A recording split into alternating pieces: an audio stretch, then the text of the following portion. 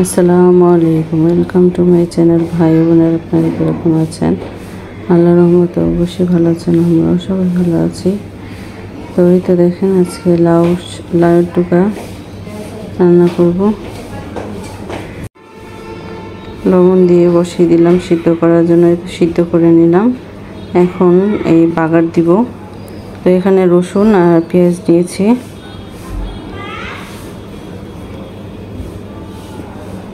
তেল দিয়ে দিলাম পরিমাণ মতো করে।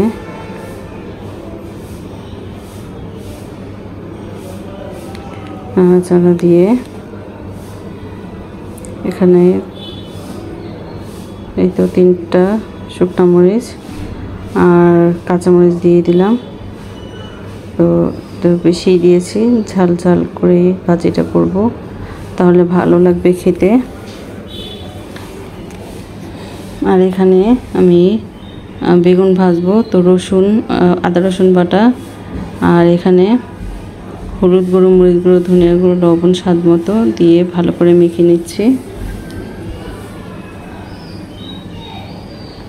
এই তো মেখে নিলাম,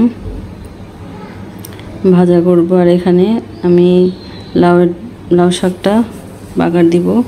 তো এখানে নাড়াচাড়া দিয়ে একটু কালার হয়ে আসলেই বাগারটা দিয়ে দিব।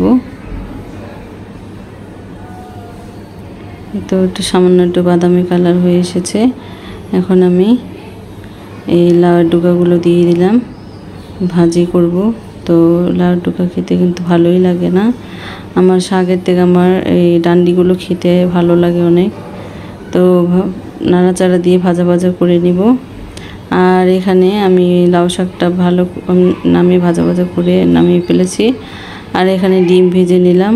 আজ লাউ শাক আর ডিম ভাজা আর বেগুন ভাজা আজকে রেসিপিটা রান্নাটা করেছি। আর আমার এই ব্লগ ভিডিও কীরকম হয়েছে অবশ্যই কমেন্ট করে জানাবে।